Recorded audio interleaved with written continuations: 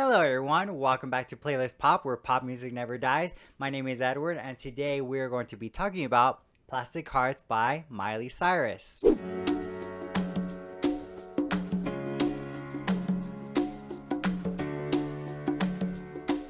So Plastic Hearts is Miley Cyrus' 7th album. It came out in November 2020, and this is a follow-up to her EP She Is Coming, which was supposed to be a 3-part EP series, which sadly did not happen, but I will explain later on in the video as to what happened. Before that, she did release an album called Younger Now. Around this time, Miley Cyrus and Liam Hemsworth divorced, so a lot were already expecting that this album would be a breakup album, just what you would expect a lot when an artist goes through a divorce or a breakup. So this album's a pop, rock, 80s inspired album, giving you that 80s rock star. There were hints that she was gonna go more rock, and I was like completely excited. And the fact that she has done rock before, you know, Breakout, even early Hannah Montana, rock, pop rock style. I was really excited that she was gonna go back to like her roots. So I'm gonna go ahead and talk about this album, go track by track, give you guys my thoughts, my opinions, my feelings, and we'll just take it from there. So here we go. So the first song, WTF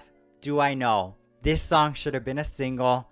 Automatically caught my attention. It's very pop rock, it's very 2000s, and it just reminds me so much of Breakout, you know, Fly on the Wall, 7 Things. And it also takes me back to early Hannah Montana, and I know a lot were saying, oh my gosh, this is like very early Hannah Montana. I'm obsessed with this song. I think it's amazing, it's fantastic, it's pop rock perfection. It makes me feel rebellious and awesome, and like, I love that feeling. And lately it just seems like more and more artists are going pop rock right now, and it's so exciting to just see that come back. Next song, Plastic Hearts, another pop rock perfection. Right Away didn't grab me the first time I heard it, but now that I heard it a few times, it definitely is one of my top favorites. I love how she gets more aggressive as she gets to the chorus. Like, her voice is just so powerful. I think this song is about trying to find like at least one person to make a connection with. Like, let's talk, let's be friends. You could be in a crowded room, feel like alone, and you just feel like an outsider. Really, definitely a message that I think many of us could relate to. Next song, Angels Like You. It's probably one of the last songs that took a while to really grow on me. It really does hit me every time I hear this song. Sometimes I feel like I'm gonna have a breakdown because you really feel what she's singing when she gets to that chorus. It's not one of my favorites, but it definitely is one that I have been going back to more and more, so it's probably a grower for me. Next song, Prisoner featuring Dua Lipa. So this collaboration actually was really perfect and perfect timing, because Dua Lipa already released Future Nostalgia, and it was a very 80s inspired disco pop type of album, and seeing how Miley was also inspired by the 80s and doing a more pop rock and roll glam type of style, it was like a match made in heaven, I guess you can say. The video is kind of I did not expect it. It's very retro, it does get very sexual, they get very close to each other, and it fit the style of the song. Really like this song. It definitely grew on me. And what's crazy is that Dua Lipa actually probably wasn't the one that was supposed to be on this song, because a leaked version of this song with Shawn Mendes came out.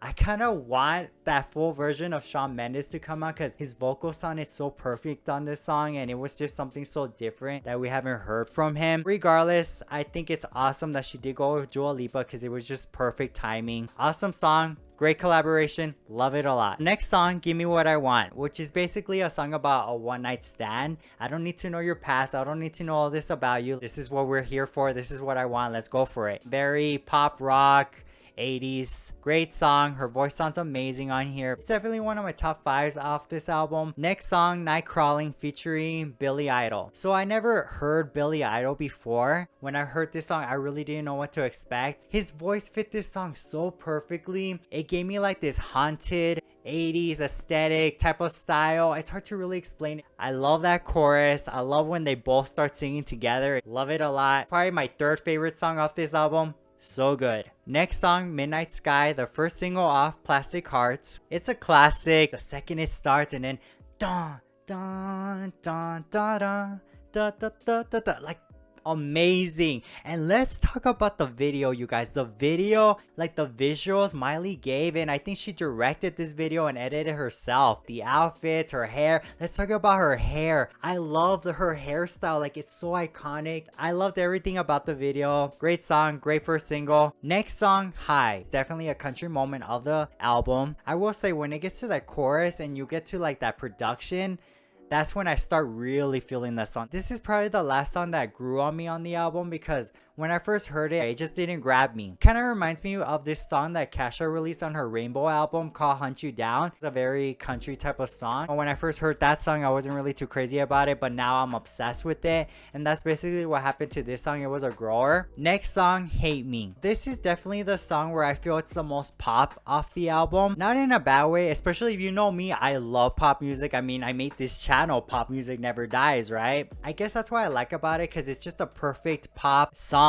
Production, it's very rich. Her vocals sound amazing. It's like the song Angels Like You. It kind of gives me like that same vibe, just in a different perspective. I think it would have made a good single, at least for like the final single off the album. Next song, Bad Karma, featuring Joan Jett. When I first heard this song, I was not a fan of it.